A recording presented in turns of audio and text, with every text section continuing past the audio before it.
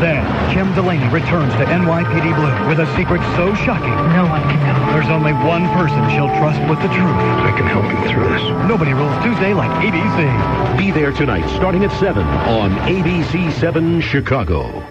This hourly segment is brought to you by Direct Buy, the number one way to buy direct for your home. Call 866-DIRECT-9. That's 866-347-3289 for Direct Buy.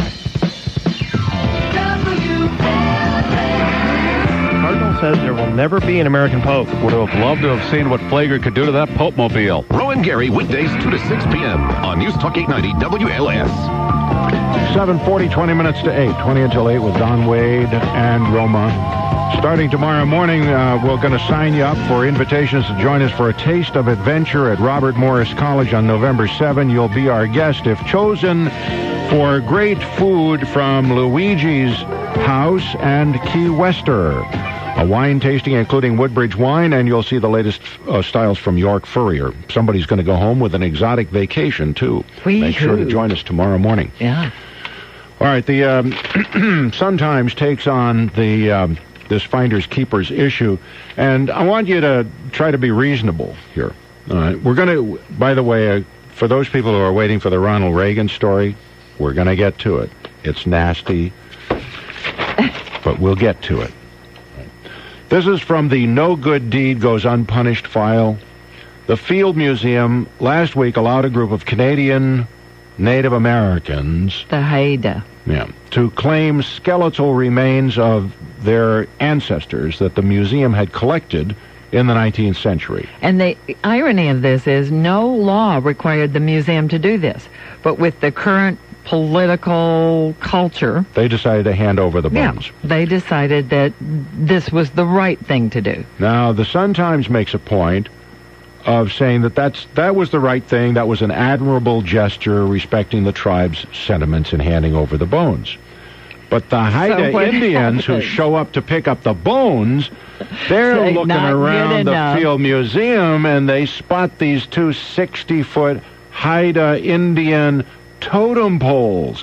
And one of the Haida Indians says, "We'll be back soon for the rest of our stuff." Well, Sun-Times says not if we can help it.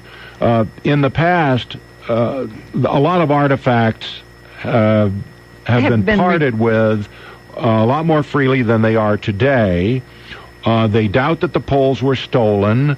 Now, if the Haida regret the deal that they made in selling their poles, their totem poles, well, too bad. The Russians would like Alaska back, too. Well, don't you think it's also a big difference between the skeletal remains of ancestors that the museum has versus the totem pole? Now, I know it has great spiritual significance to the Haida Indians. Yeah. But one way or another, it got there. I mean, we have various totem poles around the city that were traded or gifted to the city of Chicago. So I think that the totem pole is something quite different from the skeletal. Well, remains. let me tell you how in your face the Sun-Times is about this. It says, we don't expect gratitude, but we do expect a certain understanding that the reason those totem poles still exist is because of the Field Museum. We suspect that the pair of century-old poles in the Field Museum are two more than can be found on Canada's Pacific coast. We have nothing to be ashamed of. If the Haida Indians want to see their poles, they can visit the Field Museum like everybody else. So are they right? Should So- they be that in your face about the Haida Indians? Is there anybody who thinks we ought to turn the poles back over to the Haida Indians? Or What should the Field Museum do? Our number's 591-8900. How do you feel? Should we be more sensitive? And we gave them back the bones, right? Well, there's no replacement for the bones. They are Right. their Gave 'em ancestral back the bones. lineage, and that's Nobody said not to huge give them back the to bones. indigenous groups, of course. And that's a fine gesture. But the totem poles, come on. And Do if you we care? give the totem poles back to the Haida Indians, do we give the French back that thing they sold us? What would we call it? What did we call it? The Louisiana Purchase? We give that back to them? How would you like to be speaking French now? So is there a way to resolve this? I think the Haida ought to come here and show how to create totem poles and make more that they can plant on the Pacific coast, and then they'll age and be wonderful in there as long as they preserve them. Bill is on the west side. Welcome to WLS. Yeah, Don, where's it going to stop? I mean, we got to get the country back next and move back to Europe? I mean, where's the end game here? And what's wrong with making a new totem pole? I mean, there's still logs, isn't there? There are still logs. Well, I think that would be a great thing to have them come here and show the craft of creating this totem pole. Right, and they could also sell them on eBay.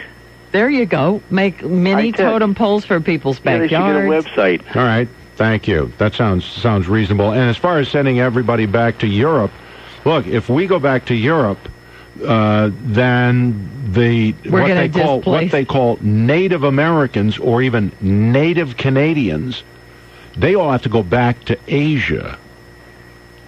This is Bob on the north side. Uh-oh, Bob is a troublemaker. Don, you're sitting there making jokes, okay? But, I study Indian history my whole life. Matter of fact, I'm a big fan of the Cleveland Indians. These Haida Indians are great warriors. At any given time, they could come and they could take it back from that field museum.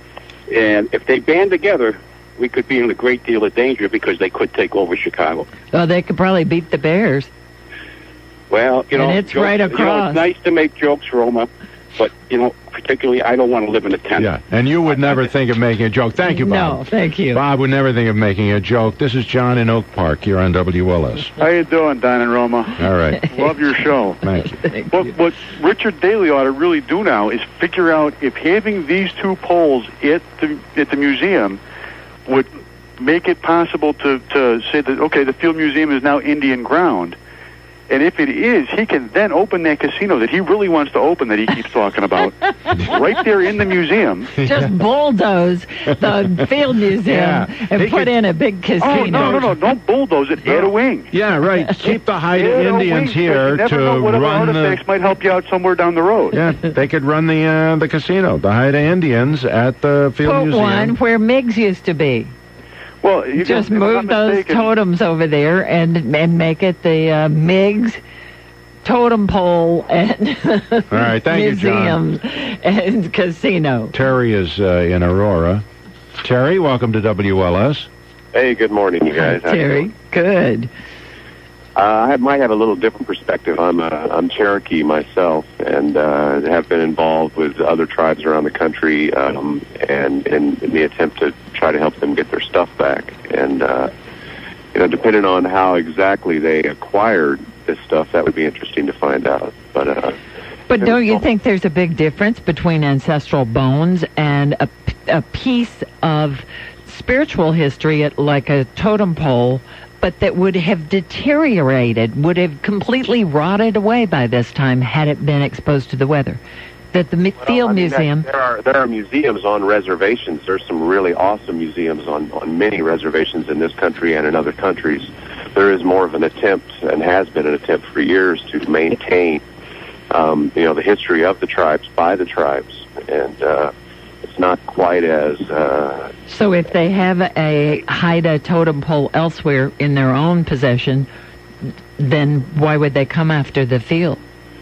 Well, I believe, because of the losses, the great losses within the tribes. I'm an American through and through, but I'm also Cherokee, and I believe that the way that this nation was established on the backs of Native Americans was incorrect. And there are a lot of things that are going on attempting to change that. There are events all around the country where... So you'd support them in trying to get the totem poles back to the Haida tribe?